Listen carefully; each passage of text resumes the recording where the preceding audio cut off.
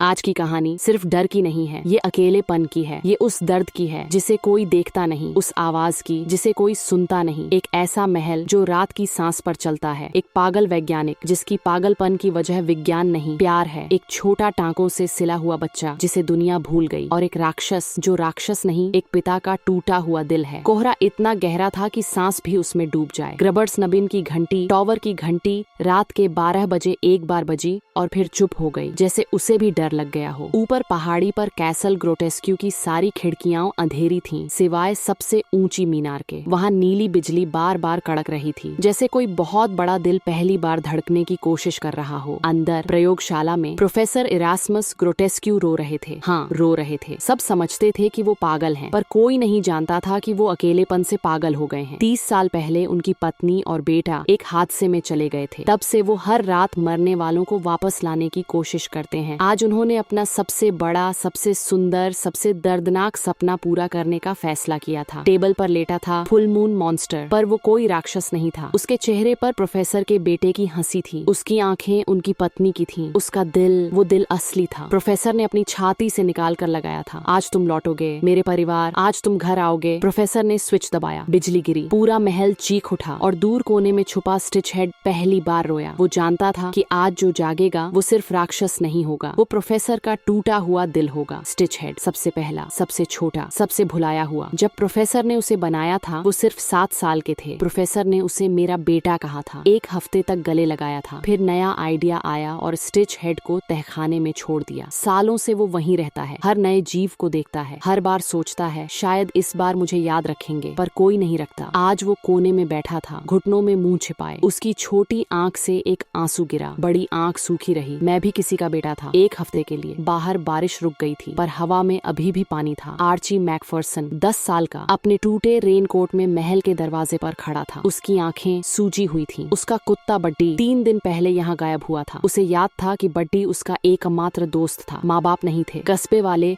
उसे अनाथ कहते थे। बड्डी ही उसे गले लगाता था। आर्ची ने दरवाजा धक्का दिया, वो खुल गया। अंदर ठंड थी और दूर से आ रही थी एक बच्चे जैसी रोने की आवाज। स्टिच हेड ने उसे देखा। पहली बार किसी इंसान ने उसे डर कर नहीं, उदासी से देखा। आर्ची ने पूछा, तुम रो रहे हो? स्टिच हेड ने सिर हिलाया। मैं रोता नहीं, मेरे पास आंसू सिर्फ एक आंख में है। आर्ची पास आया, उसने अपना रेनकोट उतारा और स्टिच हेड के कंधे पर डाल दिया। ठंड लग रही होगी। स्टिच हेड की छोटी आंख से दूसरा आंसू गिरा। तुम मुझे छू नहीं रहे डर से? आर्ची ने उसे गले लगा लिया। मैं भी अकेला हूँ। अकेले लोग एक दूसरे को पहचान लेते हैं। तभी जमीन हिली। ऊपर से आई एक दहाड़, जो दहाड़ नहीं, एक बच्चे की चीख थी। फुल मून मॉन्स्टर जाग चुका था, पर वो चल नहीं रहा था, वो रो रहा था। उसकी लाल आंखों से खून के आंसू गिर रहे थे। वो प्रोफेसर को देखकर चीख रहा था, पापा दर्द हो रहा है, मुझे घर ले चलो। प्रोफेसर पागल हो गए। वे दौड़े मॉन्स्टर को गले लगाने, पर मॉन्स्टर का हाथ उठा और प्रोफेसर दीवार पर जा गिरे। उसका शरीर अब उसकी मर्जी से नहीं चल रहा था। पूर्णिमा का असर था। वो अब सिर्फ गुस्सा था, सिर्फ दर्द था। स्टिच हेड ने आर्ची का हाथ थामा। अब भागने का वक्त नहीं, अब समझने का वक्त है। वो दोनों ऊपर की ओर दौड़े। रास्ते में उन्हें सारे भूले हुए जीव मिले। सब रो रहे थे, क्योंकि सबको पता था कि जो ऊपर हो रहा है वो किसी राक्षस की नहीं, एक